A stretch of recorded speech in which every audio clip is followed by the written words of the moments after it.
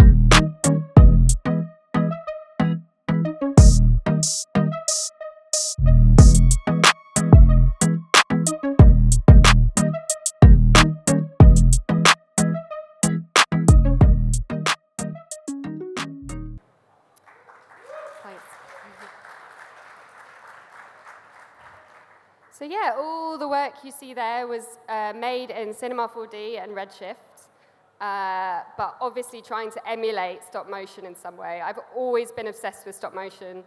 I remember as a kid watching Wallace and Gromit, A Close Shave, and just thinking it was so funny.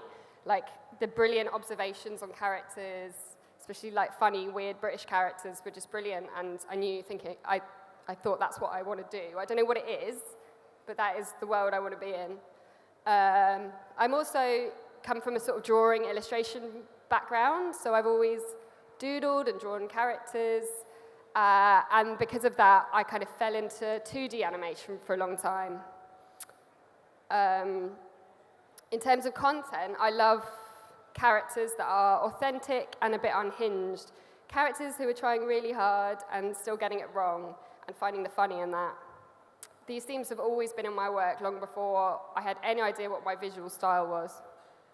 Now, weirdly, these kind of squishy 3D characters with big eyes, goofy teeth, and oversized hands are the reason I get hired. If someone wants that kind of thing, that tactile 3D, character-driven, colorful work, I'm at least on the mood board.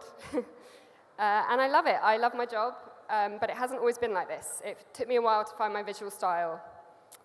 So, yeah.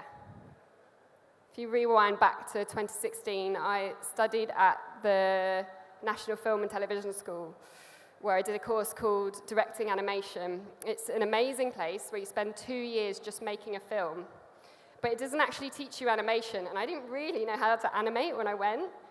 It kind of teaches directing and storytelling. So I was really winging it and learning as I went along. So I made a 2D film about a plumber who just wants to be loved. And the visuals weren't there yet, but the themes were. And through making it, I realized the kind of stories I wanted to tell. So yeah, I graduated and was just making a lot of 2D work, really exploring my style, like everything that's quite different to each other at this point.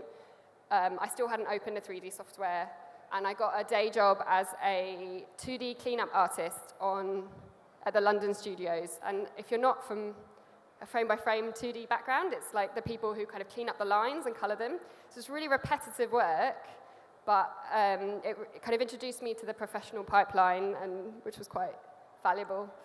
But I did that for a few years, and I was just sick of it because I really wanted to make my own work, my own stories and characters. So I started putting some of these images on Instagram. Yeah, this is more kind of like exploring characters and stuff. This is kind of, the style at this point was quite caricature-y. So yeah, and then from putting that stuff on Instagram, I got an email from Vice. They said, we've got an article, and the subject is, why do men like standing in pubs? Important questions that we all are thinking about. And they paid me 70 quid, which at the first time felt like a big deal, because it was the first time someone had commissioned me to make something that was mine. And yeah, from that, I started to get regular editorial work for Vice. This was a roundup of the best indie sleaze songs of the decade, or it was like indie landfill. Anyway, it was really appeal because I'm a millennial, and it did the rounds on Twitter a lot because of the millennials on Twitter. And yeah, through that, it got kind of a lot of exposure for getting more work like that. And then, yeah, just regular editorial work for places like Vice. And yeah, each one, it was like super fast turnaround, no time to overthink it, you can't be precious. And I was trying out different styles on each job, and they didn't really have art directors there, so no one was saying no to anything, which was quite cool. But it really kind of like was a good chance to kind of just keep making work to briefs and exploring that. Also, editorial is a good muscle to flex, really, because a lot of the subjects for the articles are like quite conceptual, and you really have to think outside the box of how to kind of show that in visual form. Again, pushing my style a bit further, still experimenting. These were for some posters, some art prints that I sold at a fair. But then the pandemic hit, and I feel like suddenly at that point, loads of people were making 2D work, 2D digital illustration. Everyone was doing stuff on the iPad, and I just felt like my work was just sinking into the masses, just was very oversaturated. I started to really lose confidence with it. And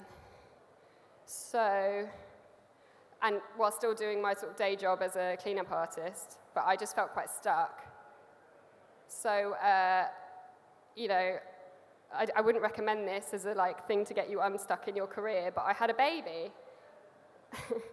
You know, it's probably the wrong thing to do because you're supposed to keep your overheads really low as a struggling artist, and a baby's like the biggest overhead. But because of that, I developed this mortal fear of losing my job and not making work and not making art, which was so important to, you know, my sense of identity, that in that times, I started learning Cinema 4D. And I kind of got addicted really quickly, actually. When I was a teenager, I played a lot of The Sims, and it really, 10 years clean of The Sims. I was unhealthily addicted to Sims.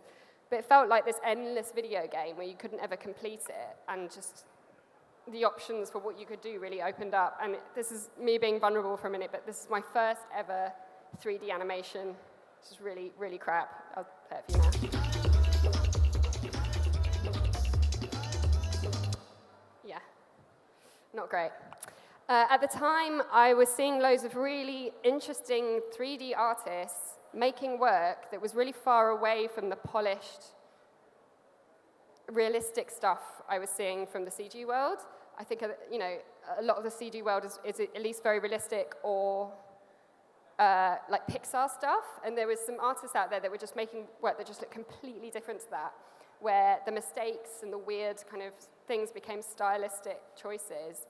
So if you don't know any of these guys, you should follow them because they're amazing. So yeah, these were really inspiring at the time. Artists that weren't following the rules of 3D.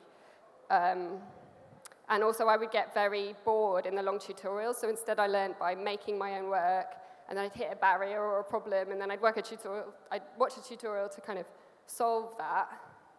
But I think, for me, that's the way I kept interested and kept at it, was just be like, how do I make what I want to look at in 3D? And kind of, you know, not trying to make it look like anything else. And I started to slowly get better, and making a lot of personal work in 3D now that was all going on Instagram. Well, not all of it, but a lot of it was. You know, trying rigging, I started to get into these really heavy materials, which were the bump map was like really high, and you can see all the fingerprints in it. I started to, with the materials, I was using some assets for online, and then I would also sometimes scan in clay or fabric, and then use them in the materials, which created a kind of fun hybrid digital real process. Small personal work. And yeah, I think the illustration element comes in is because I'm always trying to tell a little story, even if it's a few seconds, even if it's a GIF. I'll just like have something in my head, a little idea, or something my friend has said, and I'll just try and turn it into something quickly. Like all of these were made in a couple of days. This was around the time actually I started VR sculpting, which was amazing. I'm using a MetaQuest 2, which I got off eBay secondhand, and a software called Adobe Medium, which they've now got rid of, I think. But if you come from a drawing background or like a sort of physical medium background, it's amazing because box modeling can be really restrictive, but this, you can kind of experiment and try things and make mistakes. So yeah, that was really fun. And then kind of pushing my style a bit more, looking at more complicated compositions, color schemes, type. And I kind of like was really interested in this sort of visual things you could do with 3D where you'd have everything quite cartoony, as you see, like the steam from the cup is like really cartoony and flat, but then the radiator and stuff is metallic, and so it brings you in and out from a sort of flat image to a 3D image, and you're like not quite sure which is which, so just finding that kind of thing quite exciting. Next is a few second thing that I made, which, yeah, is a little story.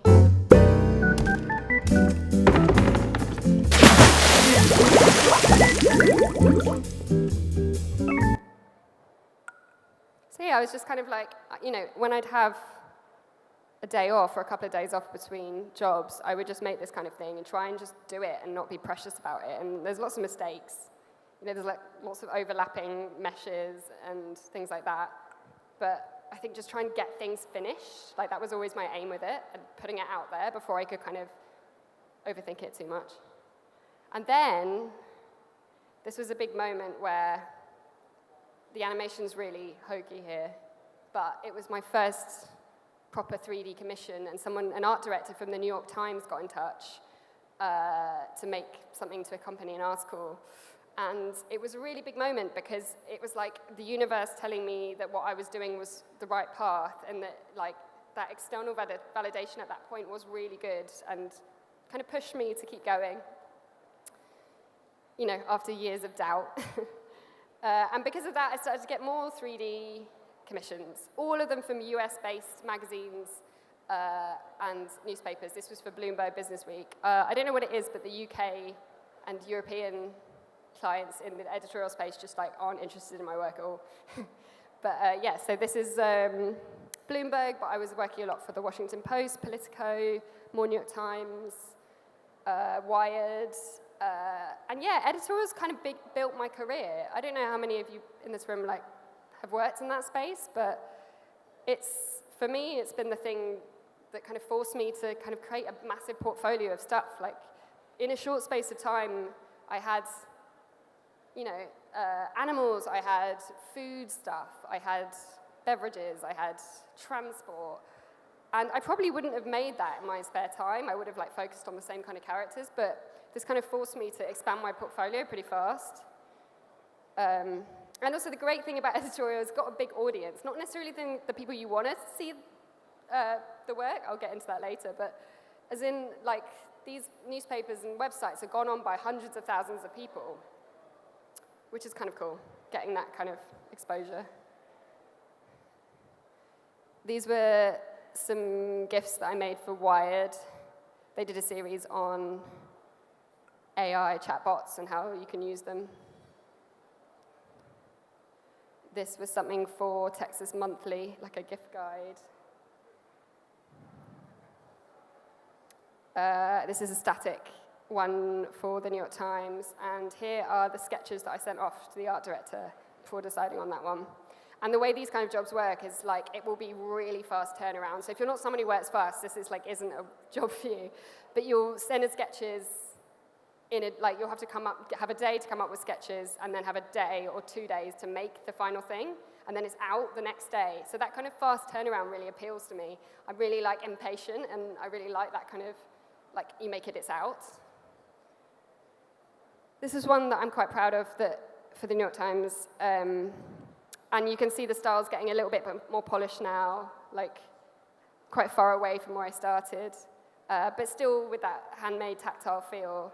And for this, all the work that I make is at 12 frames per second. That makes everything a lot easier. It's easier to animate, and paired with the visual style, I feel like it gives a real stop motion feel. Like it's just slightly jankier than anything that you'd see that's quite smooth.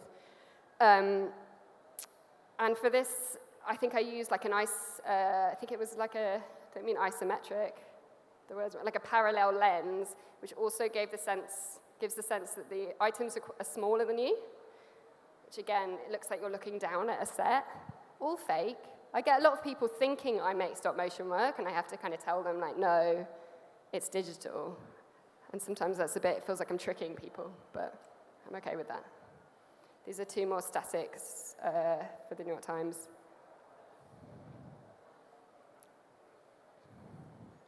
So then I got this kind of bigger job, which was sort of a mad job. It was for the Washington Post, but it wasn't editorial. It was like they were doing a wellness push in January, and they wanted to make exercise videos, but loads of these places make exercise videos, and they wanted to stand out. So we're like, let's make them animated.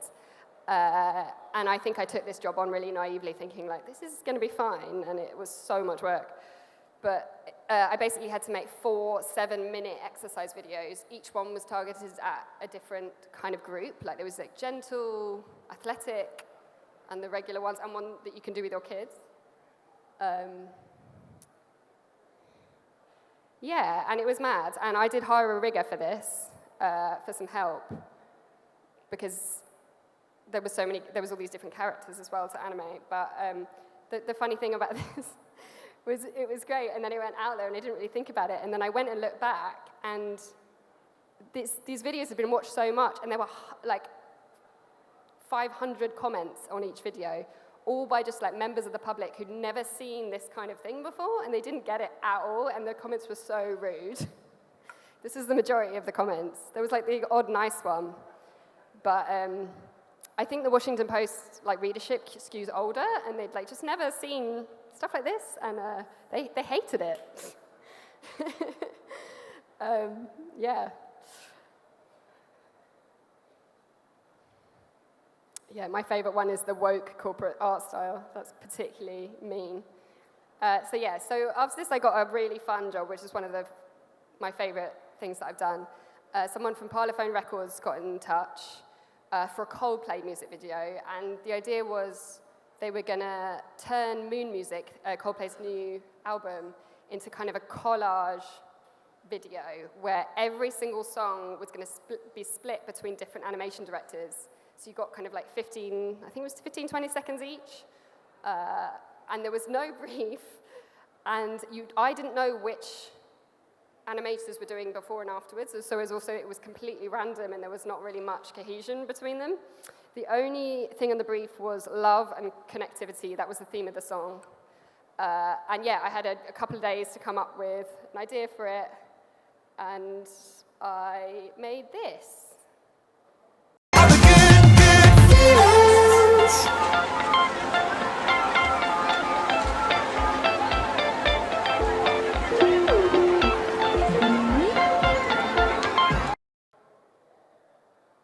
So yeah, thanks.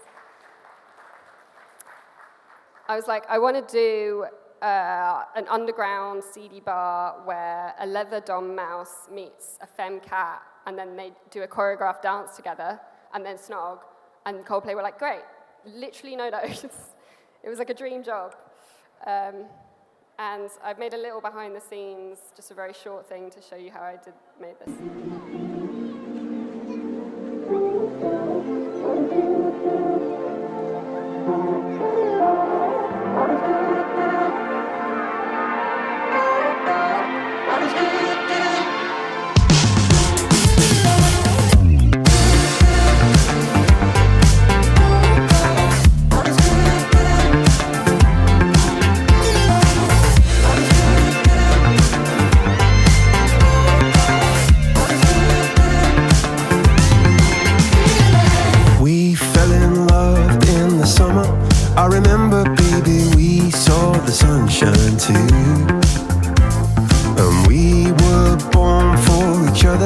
Just remember, baby, whatever we go through, all the good feelings for one another, as we dance to the radio, all the good feelings we have for each other, don't ever, ever let them go. All the good feelings.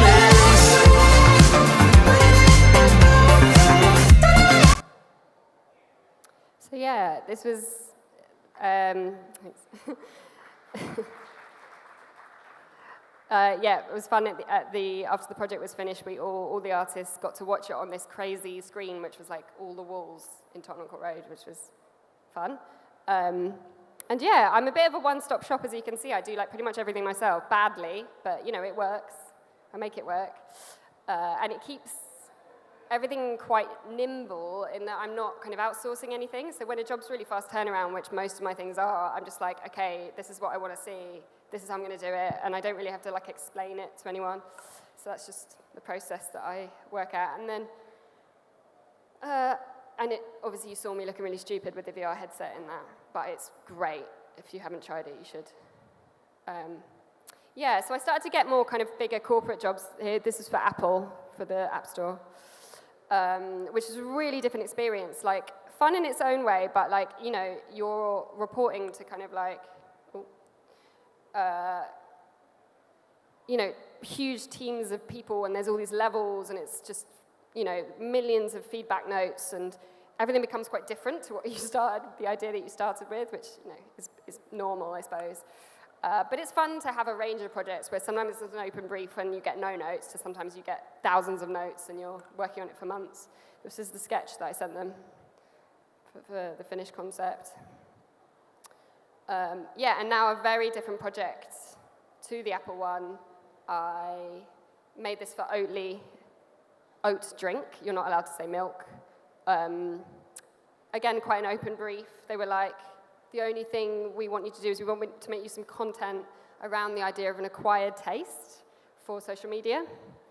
And this is what I came up with. Hey babe, it was cool going for coffee the other day and like your fit and everything, but the whole adding Oatly to my latte from your shoe was just weird AF. You must be doing mad yoga. Where do you even get shoes like that? So this isn't gonna work. Ciao!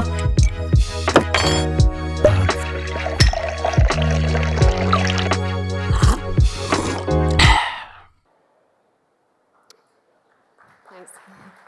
So that was a fun one because, yeah, again, I didn't have much time to do it, so I kept everything really simple. I had one set, one character to rig.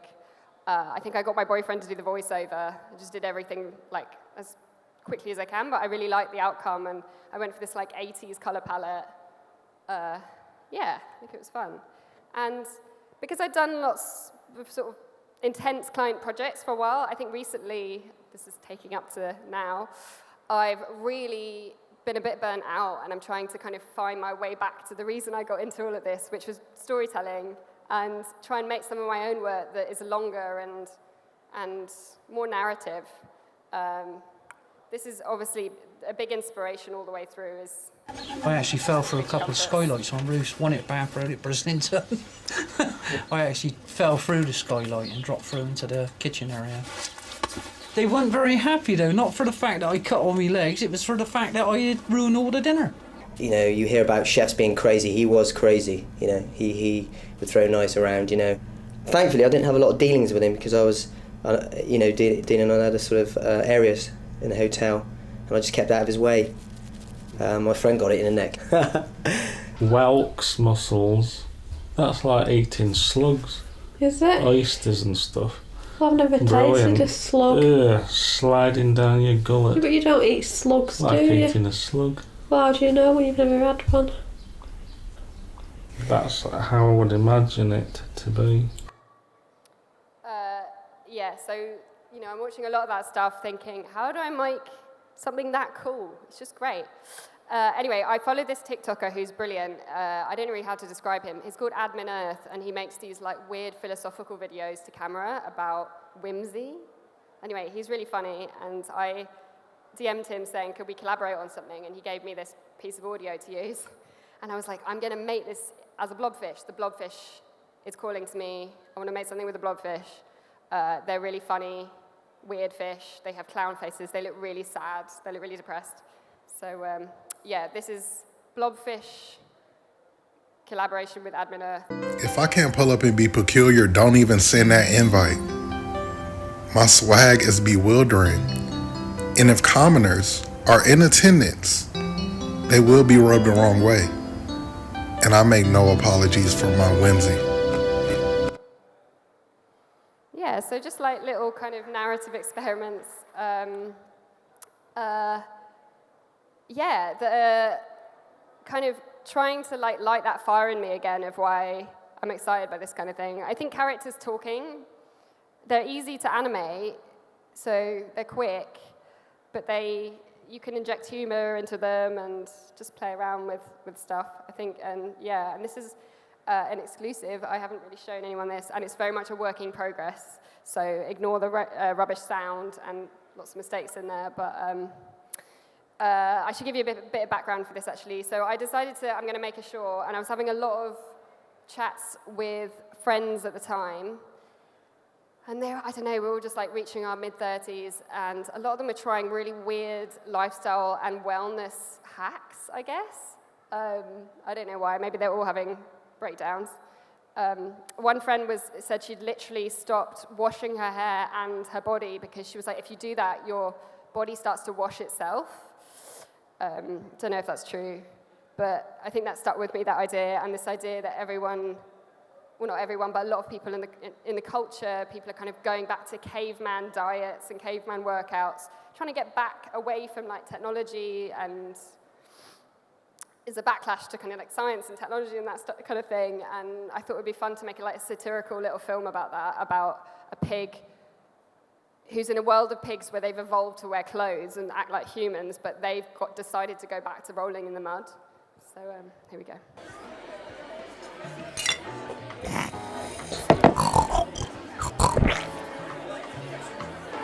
So, life update. I've stopped washing. Oh wow, cool. Yeah, I did clock that. Yeah. That's why. Sure. Yeah. Been doing a bit of research on pig talk. Yeah, it turns out it's totally natural. Totally. Back in the day, get this, pigs rolled in mud. Wow. You know, and they didn't just shower off with a bit of Radox I suppose afterwards. not. It's ancestral. It's literally inside our DNA or whatever. Pigs have come a long way since the mud times, though. I just got a job in HR. You mean PR? So basically, every time you scrub your skin, you're slaughtering your skin barrier and giving profits to big deodorant. Yeah. Check this out, right? Since I've been documenting my mucky journey, my engagement has been crazy. Wow. Turns out people love a filthy bitch. Oh, I love that for you, Behave. Oh, thanks, babe. Does some of the mud had your own shit in it? Yeah, but it's organic. Right, organic, yeah, So- got it.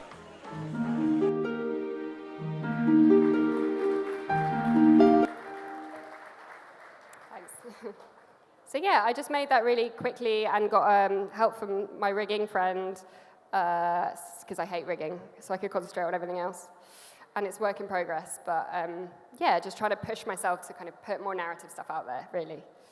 And yeah, I think if you're gonna take anything away from this talk, hopefully it's to try new software, try new mediums and styles. Like, what's the worst that could happen? I guess that you go back to what you were doing before. But for me, I felt stuck, and I tried something completely different. Obviously, it was still in the same sort of industry, but it felt really different to what I was doing before.